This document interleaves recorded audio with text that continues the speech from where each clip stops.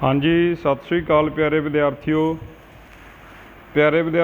अज असी 12वीं क्लास ਦੇ कविता भाग विचों 3 नंबर पाठ चुम चुम रखो नी कलंगी जुझार दी।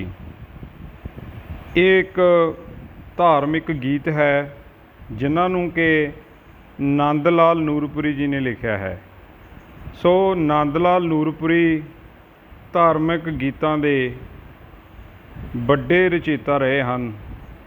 सो आओ आपां जानते हाँ नंद लाल नूरपुरी जी के जीवन बारे ते उन्हां दी रचना बारे। कवि बारे संखेप जानकारी। नंद लाल नूरपुरी का जन्म 1906 ईस्वी विच पिंड नूरपुर जिला लायलपुर जो कि अजकल पाकिस्तान विच है विखे सरदार बिशन सिंह जी के घर होया। आपने मुढ़ली विद्या पिंड के प्राइमरी स्कूल तो प्राप्त की।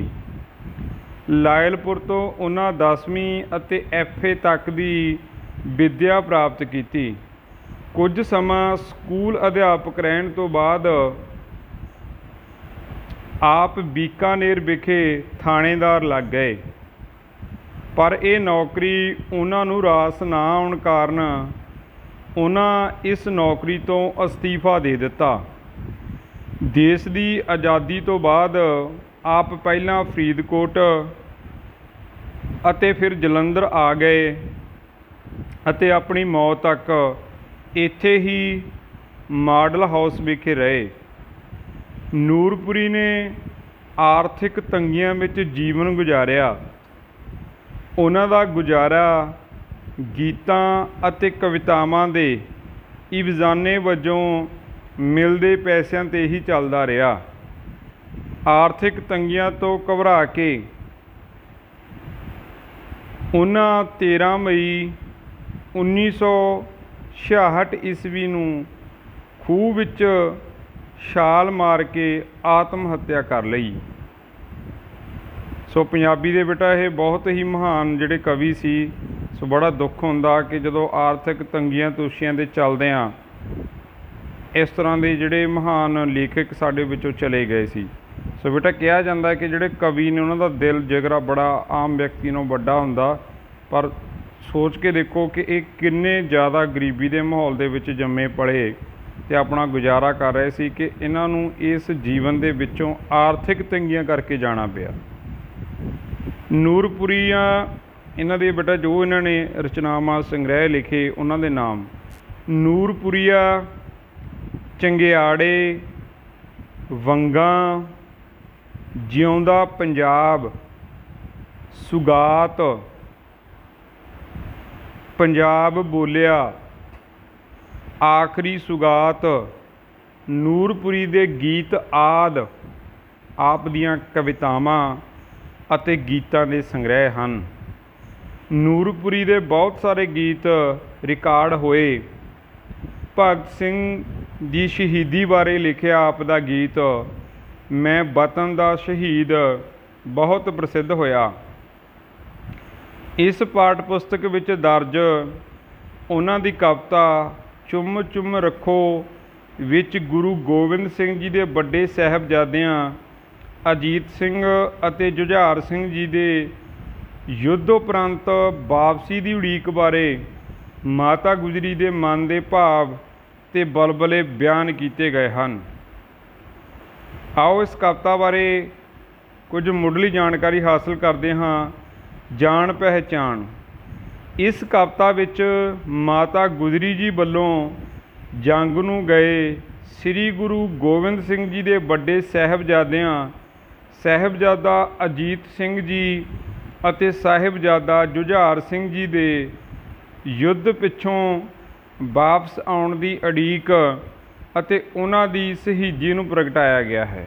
सो जिहड़ी यह कविता है वह बाबा अजीत सिंह ते जुझार सिंह दी शहादत नाल संबंध रखती है ते माता जी किवें शगन करके बच्चों नूं जंग विच तोरदे ने ते किवें उन्हां दे जित के वापस आउण दी खुशी दे विच आस लगाई बूहे वल तकदे ने ते जदों आखिर खून नाल लथपथ होई ਘੋੜੀ ਵਾਪਸ ਪਰਤਦੀ ਹੈ ਅਤੇ ਮਾਤਾ ਜੀ ਨੂੰ ਇਹ ਸਮਝਦਿਆਂ ਦੇਰ ਨਹੀਂ ਲੱਗਦੀ ਕਿ ਬੱਚੇ ਆਪਣੇ ਦਾਦਾ ਜੀ ਕੋਲ ਚਲੇ ਗਏ ਹਨ, ਭਾਵ ਉਹ ਸ਼ਹੀਦ ਹੋ ਚੁੱਕੇ ਹਨ।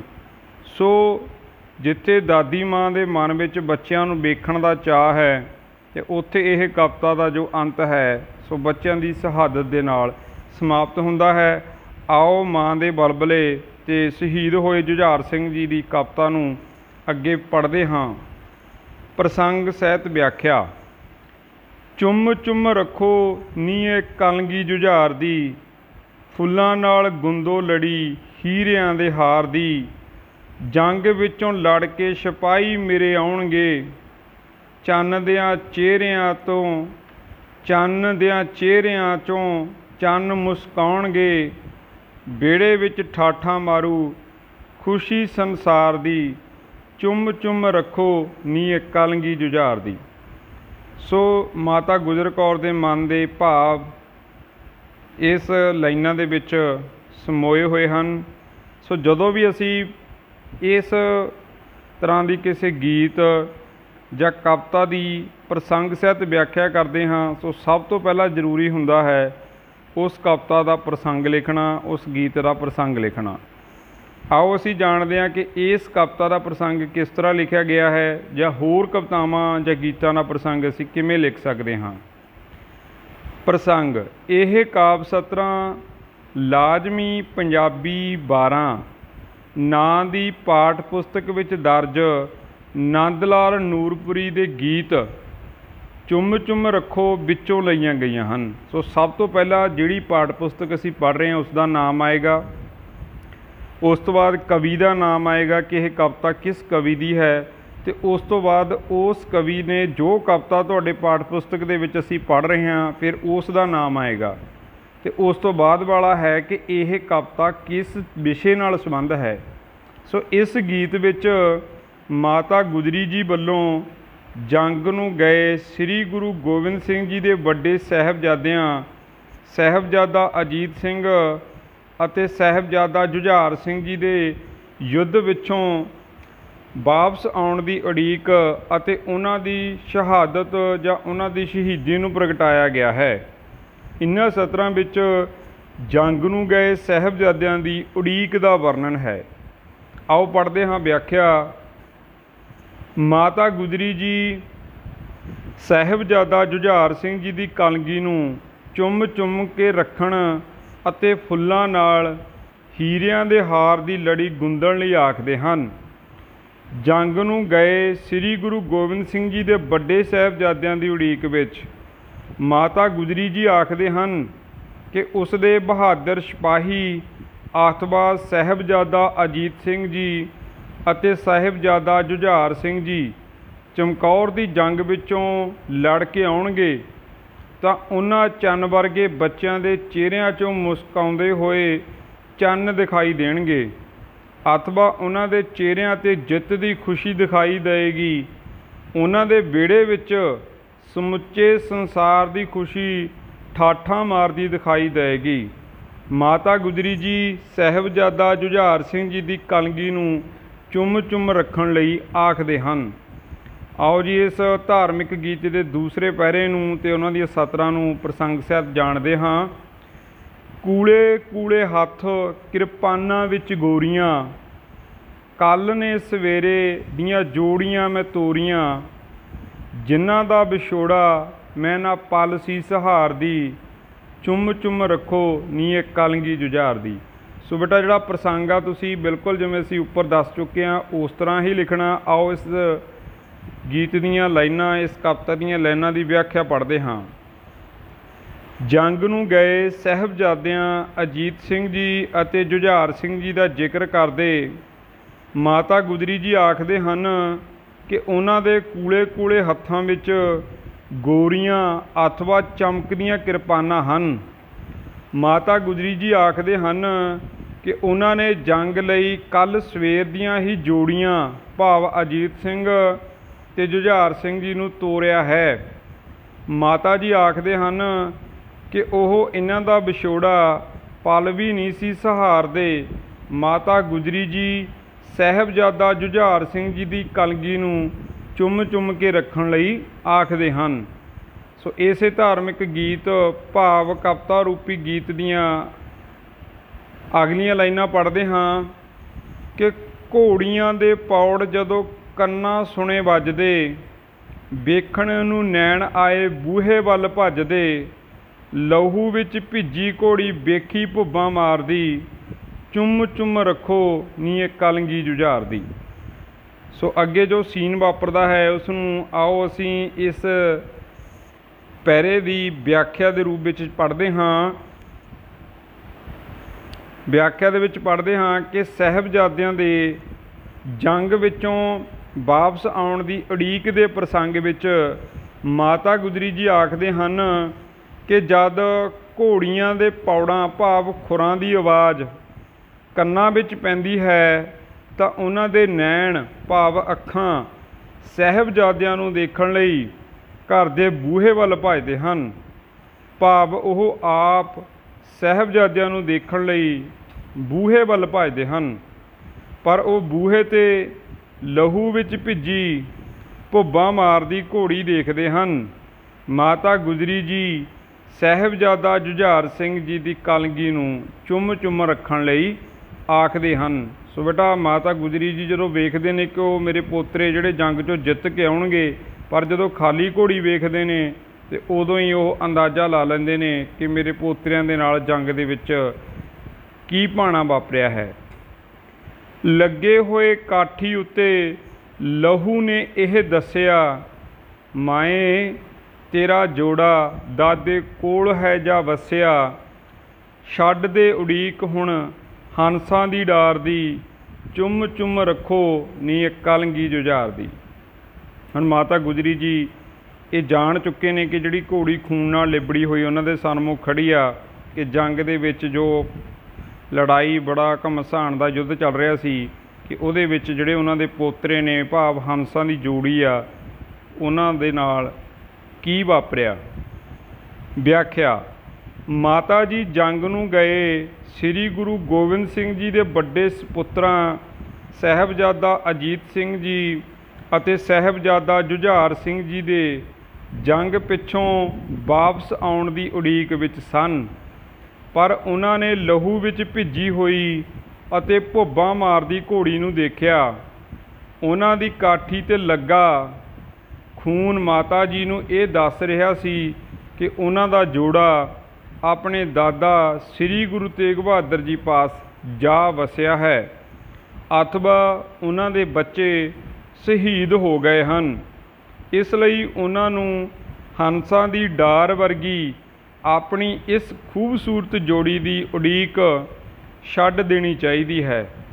ਮਾਤਾ ਜੀ ਸਾਹਿਬਜ਼ਾਦਾ ਜੁਝਾਰ ਸਿੰਘ ਜੀ ਦੀ ਕਲਗੀ ਨੂੰ ਚੁੰਮ ਚੁੰਮ ਕੇ ਰੱਖਣ ਲਈ ਆਖਦੇ ਹਨ।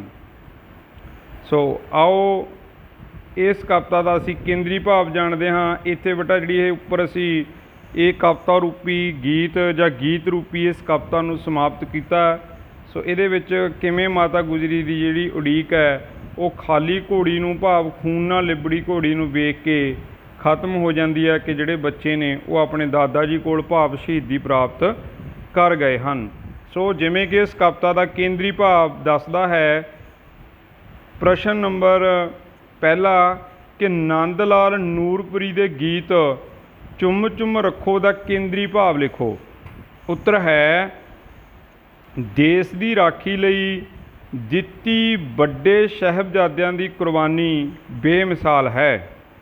ਬੱਚਿਆਂ ਨੂੰ ਜੰਗ ਲਈ ਤੋਰਨਾ ਬਹੁਤ ਔਖਾ ਹੈ, ਪਰ ਵੱਡੇ ਸਾਹਿਬਜ਼ਾਦਿਆਂ ਨੇ ਆਪਣੇ ਦਾਦਾ ਗੁਰੂ ਤੇਗ ਬਹਾਦਰ ਜੀ ਦੇ ਰਸਤੇ 'ਤੇ ਚੱਲਦਿਆਂ ਕੁਰਬਾਨੀ ਦਿੱਤੀ। ਮਾਤਾ ਗੁਜਰੀ ਜੀ ਨੂੰ ਆਪਣੇ ਲਾਲਾਂ ਦੀ ਯੁੱਧ ਉਪਰੰਤ ਵਾਪਸੀ ਦੀ ਉਡੀਕ ਸੀ, ਪਰ ਉਹਨਾਂ ਜੰਗ ਦੇ ਮੈਦਾਨ ਵਿੱਚ ਹੀ ਸ਼ਹਾਦਤ ਪ੍ਰਾਪਤ ਕੀਤੀ। ਸੋ ਬੱਚੋ ਜਿਵੇਂ ਕਿ ਤੁਸੀਂ ਇਸ ਕਵਿਤਾ ਨੂੰ ਸੁਣਿਆ ਸਮਝਿਆ, ਇਸ ਕਵਿਤਾ ਦੇ ਭਾਵ ਅਰਥ ਤੁਸੀਂ ਆਪਣੇ ਸ਼ਬਦਾਂ ਵਿੱਚ ਵੀ ਲਿਖ ਸਕਦੇ ਹੋ ਕਿ ਜਿਵੇਂ ਇਹ ਕਵਿਤਾ ਬਾਬਾ ਅਜੀਤ ਸਿੰਘ ਅਤੇ ਜੁਝਾਰ ਸਿੰਘ ਜੀ ਨਾਲ ਸੰਬੰਧਿਤ ਹੈ। ਇਸ ਕਵਿਤਾ ਵਿੱਚ ਮਾਤਾ ਗੁਜਰੀ ਜੀ ਦੋਵੇਂ ਵੱਡੇ ਸਾਹਿਬਜ਼ਾਦਿਆਂ ਨੂੰ ਜੰਗ ਵਿੱਚ ਤੋਰ ਕੇ ਉਹਨਾਂ ਦੇ ਸੁੱਖੀ ਸਾਂਦੀ ਵਾਪਸ ਆਉਣ ਨੂੰ ਉਡੀਕਦੇ ਹਨ। ਸੋ ਉਹ ਵਾਰ-ਵਾਰ ਦਰਵਾਜ਼ੇ ਵੱਲ ਭੱਜ ਕੇ ਵੇਖਦੇ ਹਨ ਕਿ ਕਦੋਂ ਮੇਰੇ ਸਾਹਿਬਜ਼ਾਦੇ ਜੰਗ 'ਚੋਂ ਪਰਤਣਗੇ। ਪਰ ਆਖਰ ਜਦੋਂ ਖੂਨ ਨਾਲ ਲਿਬੜੀਆਂ ਘੋੜੀਆਂ, ਜਦ ਖੂਨ ਨਾਲ ਲਿਬੜੀ ਘੋੜੀ ਜਿਸ ਦੀ ਕਾਠੀ 'ਤੇ ਖੂਨ ਲੱਗਿਆ ਸੀ ਮਾਤਾ ਗੁਜਰੀ ਦੇ ਸਾਹਮਣੇ ਆਉਂਦੀ ਹੈ, ਤਾਂ ਮਾਤਾ ਜੀ ਭਲੀ ਭਾਂਤ ਇਸ ਗੱਲ ਤੋਂ ਜਾਣੂ ਹੋ ਗਏ ਸਨ ਕਿ ਜੋ ਉਹਨਾਂ ਦੀ ਹੰਸਾਂ ਦੀ ਜੋੜੀ ਹੈ ਜਾਂ ਸਾਹਿਬਜ਼ਾਦਾ ਜੁਝਾਰ ਸਿੰਘ ਜੀ ਉਹ ਜੰਗ ਦੇ ਮੈਦਾਨ ਵਿੱਚ ਸ਼ਹਾਦਤ ਪ੍ਰਾਪਤ ਕਰ ਚੁੱਕੇ ਹਨ, ਭਾਵ ਆਪਣੇ ਦਾਦਾ ਜੀ ਕੋਲ ਜਾ ਚੁੱਕੇ ਹਨ। ਸੋ ਫਿਰ ਆਖਰ ਦੇ ਵਿੱਚ ਮਾਤਾ ਜੀ ਦੀ ਉਡੀਕ ਆ ਜੋ ਬੱਚਿਆਂ ਦੀ ਸ਼ਹਾਦਤ ਦੀ ਖਬਰ ਸੁਣ ਕੇ ਉੱਥੇ ਖਤਮ ਹੁੰਦੀ ਹੈ। ਸੋ ਬੇਟਾ ਇਹ ਕਵਿਤਾ ਦਾ ਭਾਵ ਅਰਥ ਤੁਸੀਂ ਆਪਣੇ ਸ਼ਬਦਾਂ ਵਿੱਚ ਵੀ ਲਿਖ ਸਕਦੇ ਹੋ। ਸੋ ਇਸ ਕਵਿਤਾ ਦੇ ਨਾਲ, ਇਸ ਗੀਤ ਦੇ ਨਾਲ ਸੰਬੰਧਿਤ ਜਿਹੜੇ ਪ੍ਰਸ਼ਨ ਉੱਤਰ ਨੇ, ਬਹੁਤ ਛੋਟੇ ਪ੍ਰਸ਼ਨ ਉੱਤਰ, ਆਓ ਉਹਨਾਂ ਨੂੰ ਜਾਣਦੇ ਹਾਂ। ਪਹਿਲਾ ਹੈ ਕਿ ਚੁੰਮ ਚੁੰਮ ਰੱਖੋ ਕਵਿਤਾ ਕਿਸ ਕਵੀ ਨੇ ਲਿਖੀ ਹੈ? ਉੱਤਰ ਹੈ ਨੰਦ ਲਾਲ ਨੂਰਪੁਰੀ ਜੀ ਨੇ। ਪ੍ਰਸ਼ਨ ਨੰਬਰ ਐੜਾ, ਪਾਠ ਪੁਸਤਕ ਵਿੱਚ ਸ਼ਾਮਲ ਨੰਦ ਲਾਲ ਨੂਰਪੁਰੀ ਦੀ ਕਵਿਤਾ ਦਾ ਸਿਰਲੇਖ ਲਿਖੋ। ਉੱਤਰ ਹੈ ਚੁੰਮ ਚੁੰਮ ਰੱਖੋ। ਪ੍ਰਸ਼ਨ ਨੰਬਰ ਈੜੀ, ਚੁੰਮ ਚੁੰਮ ਰੱਖੋ ਕਵਿਤਾ ਵਿੱਚ ਦਸ਼ਮ ਪਿਤਾ ਦੇ ਕਿਹੜੇ ਸਾਹਿਬਜ਼ਾਦੇ ਦੀ ਕਲਗੀ ਨੂੰ ਚੁੰਮ ਚੁੰਮ ਕੇ ਰੱਖਣ ਦਾ ਜ਼ਿਕਰ ਹੈ? ਉੱਤਰ ਹੈ ਸਾਹਿਬਜ਼ਾਦਾ ਜੁਝਾਰ ਸਿੰਘ ਜੀ ਦੀ ਕਲਗੀ ਨੂੰ। ਪ੍ਰਸ਼ਨ ਨੰਬਰ ਸੱਸਾ, ਜੰਗ ਵਿੱਚੋਂ ਲੜ ਕੇ ਸਿਪਾਹੀ ਮੇਰੇ ਆਉਣਗੇ, ਇਸ ਤੁਕ ਵਿੱਚ ਕਵੀ ਜੰਗ ਵਿੱਚੋਂ ਕਿਸ ਦੇ ਆਉਣ ਬਾਰੇ ਕਹਿੰਦਾ ਹੈ? ਉੱਤਰ ਹੈ ਵੱਡੇ ਸਾਹਿਬਜ਼ਾਦਿਆਂ ਦੇ। ਚਮਕੌਰ ਦੀ ਜੰਗ ਵਿੱਚੋਂ ਸਾਹਿਬਜ਼ਾਦਾ ਅਜੀਤ ਸਿੰਘ ਜੀ ਅਤੇ ਸਾਹਿਬਜ਼ਾਦਾ ਜੁਝਾਰ ਸਿੰਘ ਜੀ ਦੇ ਆਉਣ ਬਾਰੇ ਕਵੀ ਇੱਥੇ ਜ਼ਿਕਰ ਕਰਦਾ ਹੈ। ਕੂਲੇ ਕੂਲੇ ਹੱਥਾਂ ਵਿੱਚ ਕਿਹੋ ਜਿਹੀਆਂ ਕਿਰਪਾਨਾਂ ਫੜੀਆਂ ਹੋਈਆਂ ਸਨ, ਗੋਰੀਆਂ ਕਿ ਤਿੱਖੀਆਂ? ਉੱਤਰ ਹੈ ਗੋਰੀਆਂ। ਕੱਕਾ, ਲਹੂ ਵਿੱਚ ਭਿੱਜੀ ਹੋਈ ਘੋੜੀ ਭੁੱਬਾਂ ਮਾਰ ਰਹੀ ਸੀ।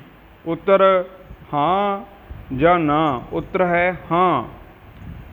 ਘੋੜੀਆਂ ਦੇ ਪੌੜ ਜਦੋਂ ਕੰਨਾਂ ਸੁਣੇ ਵੱਜਦੇ, ਇੱਥੇ ਇਹਨੂੰ ਫਿਲਿਪਸ ਨੂੰ ਪੂਰੀ ਕਰਾਂਗੇ, ਵੱਜਦੇ ਸ਼ਬਦ ਲਿਖ ਕੇ। ਵੇਖਣ ਨੂੰ ਨੈਣ ਆਏ ਬੂਹੇ ਵੱਲ ਭੱਜਦੇ। ਨੰਦ ਲਾਲ ਨੂਰਪੁਰੀ ਦੀ ਕਵਿਤਾ ਚੁੰਮ ਚੁੰਮ ਰੱਖੋ ਦੇ ਆਧਾਰਿਤ ਉਪਰੋਕਤ ਸਤਰਾਂ ਪੂਰੀਆਂ ਕਰੋ, ਜਿਵੇਂ ਕਿ ਅਸੀਂ ਇਹਨਾਂ ਨੂੰ ਉੱਪਰ ਉਚਾਰਨ ਕਰਕੇ ਪੂਰੀਆਂ ਕਰ ਚੁੱਕੇ ਹਾਂ। ਪ੍ਰਸ਼ਨ ਨੰਬਰ ਗੱਗਾ, ਚੁੰਮ ਚੁੰਮ ਰੱਖੋ ਕਵਿਤਾ ਵਿੱਚ ਮਾਏ ਤੇਰਾ ਜੋੜਾ ਦਾਦੇ ਕੋਲ ਹੈ ਜਾਂ ਵਸਿਆ, ਤੁਕ ਅਨੁਸਾਰ ਜੋੜਾ ਕਿਸ ਦੇ ਕੋਲ ਚਲਾ ਗਿਆ ਹੈ? ਦਾਦਾ, ਦਾਦੀ, ਪਿਤਾ ਜਾਂ ਮਾਤਾ? ਉੱਤਰ ਹੈ ਦਾਦਾ ਸ੍ਰੀ ਗੁਰੂ ਤੇਗ ਬਹਾਦਰ ਜੀ ਦੇ ਕੋਲ ਚਲਾ ਗਿਆ ਹੈ, ਭਾਵ ਦੋਏ ਜਿਹੜੇ ਬੱਚੇ ਨੇ ਉਹ ਜੰਗ ਦੇ ਮੈਦਾਨ ਵਿੱਚ ਸ਼ਹੀਦੀ ਪ੍ਰਾਪਤ ਕਰ ਚੁੱਕੇ ਹਨ। ਪ੍ਰਸ਼ਨ ਨੰਬਰ 2, ਚੁੰਮ ਚੁੰਮ ਰੱਖੋ ਨੋਟ। ਇਸ ਪ੍ਰਸ਼ਨ ਦੇ ਉੱਤਰ ਲਈ ਪਿੱਛੇ ਦਿੱਤੇ ਗਏ ਕਵਿਤਾ ਦੇ ਕੇਂਦਰੀ ਭਾਵ ਨੂੰ ਲਿਖੋ। ਸੋ ਬੇਟਾ ਇਸ ਪ੍ਰਸ਼ਨ, ਜਦੋਂ ਵੀ ਤੁਹਾਨੂੰ ਇਸ ਕਵਿਤਾ ਜਾਂ ਇਸ ਗੀਤ ਦੇ ਬਾਰੇ ਕੇਂਦਰੀ ਭਾਵ ਪੁੱਛਿਆ ਜਾਂਦਾ ਹੈ ਤਾਂ ਤੁਸੀਂ ਉੱਥੇ ਦੋਵੇਂ ਵੱਡੇ ਸਾਹਿਬਜ਼ਾਦਿਆਂ ਦੀ ਸ਼ਹਾਦਤ ਅਤੇ ਮਾਤਾ ਗੁਜਰੀ ਦੇ ਮਨ ਦੇ ਭਾਵਾਂ ਨੂੰ, ਕਿ ਉਹ ਮਾਤਾ ਗੁਜਰੀ ਜੀ ਕੀ ਸੋਚਦੇ ਹਨ, ਪਰ ਅੰਤ ਦੇ ਉੱਪਰ ਉਹਨਾਂ ਦੇ ਸਾਹਮਣੇ ਨਤੀਜਾ ਕੀ ਹੁੰਦਾ ਹੈ, ਇਹ ਗੱਲ ਨੂੰ ਜੇਕਰ ਸਧਾਰਨ ਸ਼ਬਦਾਂ ਵਿੱਚ ਵੀ ਰੱਖ ਦਿੰਦੇ ਹੋ ਤਾਂ ਇਸ ਕਵਿਤਾ ਦਾ ਬੇਟਾ ਉਹ ਕੇਂਦਰੀ ਭਾਵ ਹੀ ਮੰਨਿਆ ਜਾਏਗਾ। ਸੋ ਆਓ ਬਹੁ ਵਿਕਲਪੀ ਪ੍ਰਸ਼ਨਾਂ ਦੇ ਵਿੱਚੋਂ ਫਿਰ ਅਸੀਂ ਜਾਣਦੇ ਹਾਂ ਕਿ ਚੁੰਮ ਚੁੰਮ ਰੱਖੋ ਕਵਿਤਾ ਦਾ ਲੇਖਕ ਕੌਣ ਹੈ? ਉੱਤਰ ਹੈ ਸੱਸਾ ਨੰਦ ਲਾਲ ਨੂਰਪੁਰੀ ਜੀ। ਜਿਵੇਂ ਹੁਣੀ ਅਸੀਂ ਇਹ ਪੜ੍ਹ ਕੇ ਆਏ ਹਾਂ ਕਿ ਨੰਦ ਲਾਲ ਨੂਰਪੁਰੀ ਜੀ ਨੇ ਇਹ ਜਿਹੜੀ ਕਵਿਤਾ ਲਿਖੀ ਹੈ। ਸੋ ਇਹਦਾ ਉੱਤਰ ਹੈ ਸੱਸਾ। ਪ੍ਰਸ਼ਨ ਨੰਬਰ 2, ਚੁੰਮ ਚੁੰਮ ਰੱਖੋ ਕਵਿਤਾ ਵਿੱਚ ਕਿਹੜੀ ਚੀਜ਼ ਚੁੰਮ ਚੁੰਮ ਕੇ ਰੱਖਣ ਲਈ ਕਿਹਾ ਹੈ? ਸੋ ਇਹਦਾ ਉੱਤਰ ਹੈ ਐੜਾ, ਕਲਗੀ ਨੂੰ ਚੁੰਮ ਚੁੰਮ ਕੇ ਰੱਖਣ ਲਈ ਕਿਹਾ ਗਿਆ ਹੈ। ਪ੍ਰਸ਼ਨ ਨੰਬਰ 3, ਚੁੰਮ ਚੁੰਮ ਰੱਖੋ ਕਵਿਤਾ ਵਿੱਚ ਦਾਦਾ ਸ਼ਬਦ ਕਿਸ ਲਈ ਵਰਤਿਆ ਗਿਆ ਹੈ? ਉੱਤਰ ਹੈ ਈੜੀ, ਸ੍ਰੀ ਗੁਰੂ ਤੇਗ ਬਹਾਦਰ ਜੀ ਲਈ। ਪ੍ਰਸ਼ਨ ਨੰਬਰ 4, ਘੋੜੀ ਕਿਸ ਨਾਲ ਭਿੱਜੀ ਹੋਈ ਸੀ? ਉੱਤਰ ਹੈ ਐੜਾ, ਖੂਨ ਨਾਲ। ਚੁੰਮ ਚੁੰਮ ਰੱਖੋ ਕਵਿਤਾ ਵਿੱਚ ਕਿਸ ਪੰਛੀ ਦਾ ਨਾਂ ਆਇਆ ਹੈ? ਉੱਤਰ ਹੈ ਹੰਸ। ਜਿਵੇਂ ਕਿ ਕਿਹਾ ਸੀ ਕਿ ਤੁਹਾਡੀ ਹੰਸਾਂ ਦੀ ਜੋੜੀ ਵੀ 2 ਹੰਸਾਂ ਦੀ ਜੋੜੀ ਹੈ ਜਿਹੜੀ ਉਹ ਜੰਗ ਦੇ ਮੈਦਾਨ 'ਚ ਗਈ ਹੋਈ ਹੈ। ਪ੍ਰਸ਼ਨ ਨੰਬਰ 6, ਵਿਹੜੇ ਵਿੱਚ ਕਿਹੜੀ ਖੁਸ਼ੀ ਠਾਠਾਂ ਮਾਰੇਗੀ ਪੂਰੇ ਸੰਸਾਰ ਦੀ? ਈੜੀ ਇਹਦਾ ਉੱਤਰ ਹੈ ਸੰਸਾਰ ਦੀ। ਹੱਥਾਂ ਵਿੱਚ ਕਿਹੋ ਜਿਹੀਆਂ ਕਿਰਪਾਨਾਂ ਸਨ ਜਦੋਂ ਬੱਚੇ ਜੰਗ ਨੂੰ ਗਏ ਨੇ? ਉੱਤਰ ਹੈ ਐੜਾ। ਗੋਰੀਆਂ ਕਿਰਪਾਨਾਂ ਉਹਨਾਂ ਦੇ ਹੱਥਾਂ ਦੇ ਵਿੱਚ ਜੋ ਸੀਗੀਆਂ ਫੜੀਆਂ ਹੋਈਆਂ ਸਨ। ਚੁੰਮ ਚੁੰਮ ਰੱਖੋ ਕਵਿਤਾ 'ਚ ਦਾਦੀ ਕਿਹਨਾਂ ਦਾ ਵਿਛੋੜਾ ਨਹੀਂ ਸਹਾਰਦੀ? ਇਸ ਪ੍ਰਸ਼ਨ ਦਾ ਉੱਤਰ ਹੈ ਈੜੀ, ਪੋਤਰਿਆਂ ਦਾ। ਅੱਗੇ ਅਸੀਂ ਪੜ੍ਹਦੇ ਹਾਂ ਕਿ ਚੁੰਮ ਚੁੰਮ ਰੱਖੋ ਕਵਿਤਾ ਵਿੱਚ ਕਿਹੜੇ ਸਾਹਿਬਜ਼ਾਦੇ ਦੀ ਕਲਗੀ ਬਾਰੇ ਗੱਲ ਕੀਤੀ ਗਈ ਹੈ? ਉੱਤਰ ਹੈ ਐੜਾ, ਸਾਹਿਬਜ਼ਾਦਾ ਜੁਝਾਰ ਸਿੰਘ ਜੀ ਦੀ। ਪ੍ਰਸ਼ਨ ਨੰਬਰ 10, ਨੰਦ ਲਾਲ ਨੂਰਪੁਰੀ ਦਾ ਜਨਮ ਕਦੋਂ ਹੋਇਆ ਸੀ? ਉੱਤਰ ਹੈ 1906 ਈਸਵੀ ਵਿੱਚ। ਇਹਦਾ ਉੱਤਰ ਹੈ ਈੜੀ। ਸੋ ਪਿਆਰੇ ਵਿਦਿਆਰਥੀਓ, ਲਾਸਟ ਦੇ ਵਿੱਚ ਇਹ ਪੂਰੀ ਸੀਰੀਜ਼ ਜੋ ਤੁਸੀਂ ਪ੍ਰਸ਼ਨ ਉੱਤਰ ਉੱਪਰ ਤੁਹਾਨੂੰ ਪੜ੍ਹਾਏ ਗਏ ਨੇ ਨਾਲੋਂ ਨਾਲ ਉਹਨਾਂ ਦੇ ਆਨਸਰ ਵੀ ਦੱਸੇ ਗਏ ਨੇ। ਸੋ ਇਹ ਤੁਸੀਂ ਲਾਸਟ ਦੇ ਵਿੱਚ ਵੇਖ ਕੇ ਆਪਣੇ ਪ੍ਰਸ਼ਨ ਉੱਤਰਾਂ ਵਾਲੀ ਇਸ ਵੀਡੀਓ ਦੇ ਪ੍ਰਸ਼ਨਾਂ ਨੂੰ ਆਪਣੇ ਟਿਕ ਕਰ ਸਕਦੇ ਹੋ। ਸੋ ਇਹ ਸਨ ਪ੍ਰਸ਼ਨ ਉੱਤਰ ਚੁੰਮ ਚੁੰਮ ਰੱਖੋ ਨੀ ਕਲਗੀ ਜੁਝਾਰ ਦੀ ਨਾਲ ਸੰਬੰਧਿਤ ਵੈਰੀ ਸ਼ਾਰਟ ਬਹੁ ਵਿਕਲਪੀ ਪ੍ਰਸ਼ਨ। ਸੋ ਉੱਪਰ ਅਸੀਂ ਇਹਦੇ ਨਾਲ ਸੰਬੰਧਿਤ ਜਿਹੜੀ ਐਕਸਰਸਾਈਜ਼ ਆ, ਜਿਵੇਂ ਕਿ ਖਾਲੀ ਸਥਾਨ ਹੋ ਗਏ, ਠੀਕ ਗਲਤ ਹੋ ਗਏ, 1 ਤੋਂ 2 ਸ਼ਬਦਾਂ ਵਾਲੇ ਪ੍ਰਸ਼ਨ ਉੱਤਰ ਹੋ ਗਏ, ਅਤੇ ਉੱਪਰ ਕਵਿਤਾ ਦਾ ਕੇਂਦਰੀ ਭਾਵ, ਅਤੇ ਉੱਪਰ ਅਸੀਂ ਕਵਿਤਾ ਦੇ ਵੱਖ-ਵੱਖ ਜੋ ਪੈਰੇ ਹਨ ਉਹਨਾਂ ਨੂੰ ਵਿਆਖਿਆ ਸਮੇਤ ਪੜ੍ਹਨ ਦੀ ਕੋਸ਼ਿਸ਼ ਕੀਤੀ ਹੈ। ਸੋ ਜਿਹੜੀ ਇਹ ਕਵਿਤਾ ਹੈ ਇਹ ਬਾਬਾ ਅਜੀਤ ਸਿੰਘ ਅਤੇ ਜੁਝਾਰ ਸਿੰਘ ਦੀ ਸ਼ਹਾਦਤ ਨੂੰ ਯਾਦ ਕਰਦਿਆਂ ਨੰਦ ਲਾਲ ਨੂਰਪੁਰੀ ਜੀ ਦੁਆਰਾ ਬਹੁਤ ਹੀ ਦਿਲ ਦੀ ਗਹਿਰਾਈ 'ਚੋਂ ਲਿਖੀ ਗਈ ਕਵਿਤਾ ਹੈ। ਸੋ ਇਸ ਕਵਿਤਾ ਨੂੰ ਆਪਣੀ ਪਾਠ ਪੁਸਤਕ ਵਿੱਚੋਂ ਜ਼ਰੂਰ ਪੜ੍ਹਨਾ। ਸੋ ਇਸ ਕਵਿਤਾ ਨਾਲ ਸੰਬੰਧਿਤ ਪ੍ਰਸ਼ਨ ਉੱਤਰਾਂ ਦੀ ਵੀਡੀਓ ਨੂੰ ਆਪਾਂ ਇੱਥੇ ਹੀ ਸਮਾਪਤ ਕਰਦੇ ਹਾਂ। ਵਧੇਰੇ ਜਾਣਕਾਰੀ ਲਈ ਜੁੜੇ ਰਹੋ ਪੰਜਾਬੀ ਐਜੂਕੇਸ਼ਨ ਚੈਨਲ ਦੇ ਨਾਲ। ਥੈਂਕ ਯੂ ਜੀ।